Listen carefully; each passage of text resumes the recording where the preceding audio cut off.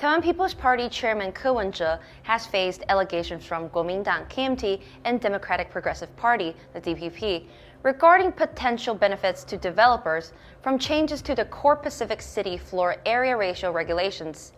On August 30th, prosecutors and investigators conducted an unexpected raid on Ko's residence, his office at the Taiwan Glass Building, and the Taiwan People's Party headquarters. Remarkably, the search at Ko's home lasted 4 hours despite the search warrant only pertaining to Ko's office.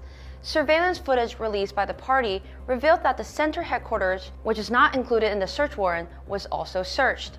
Concurrently, media reports cited anonymous sources claiming Ko was uncontactable or potentially fleeing during the investigation. In reality, Ko was at home and fully cooperating.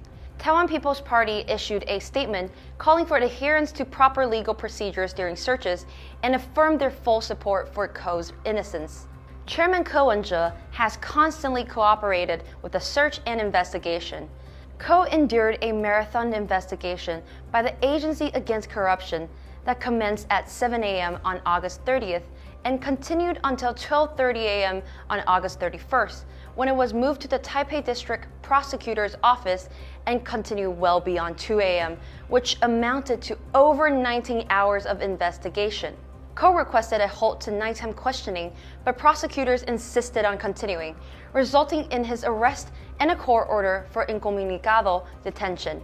Taiwan People's Party has issued another statement protesting this action, arguing that Ko's refusal of nighttime questioning was a legitimate legal right and calling for a review of the arrest legality to ensure justice for Ko. In the meantime, outside the Taipei District Prosecutor's Office, a growing crowd of supporters rallied, demanding that judicial investigation uphold human rights. They argued that Ko Wen-je has constantly cooperated with the probe and that if there is no evidence, he should be released. During Ko Wen-je's questioning, media outlets and magazines repeatedly cited anonymous sources publishing exclusive reports about alleged financial irregularities involving Ko, such as claims of 7 million and 1.7 million in unaccounted funds. The investigators dismissed explanation from Ko's wife, Chen Pei-chi, about the financial sources. These reports appear to prejudge Ko's guilt, contributing to the widespread circulation of false accusation. Taiwan People's Party has criticized the prosecution for fabricating evidence and rushing to frame charges, raising concerns about potential political motives behind the investigation.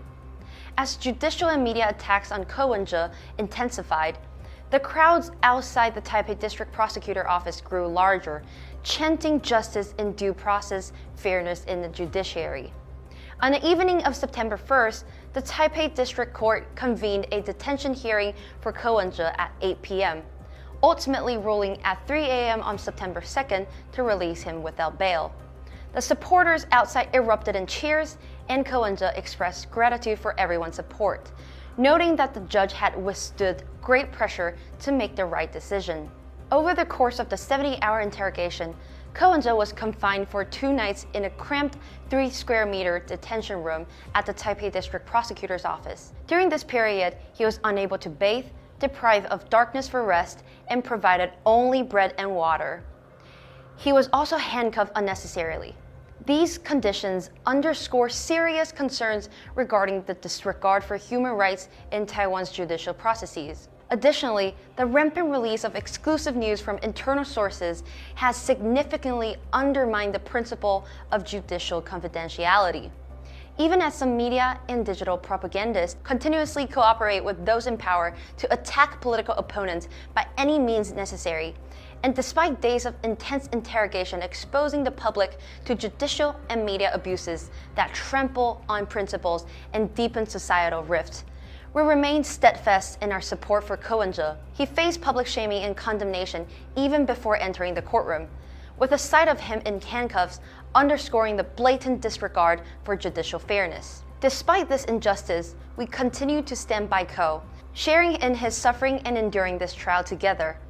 2 days later, the Taipei District Prosecutor's Office filed a petition for reconsideration, leading the High Court to remand the case for further proceedings.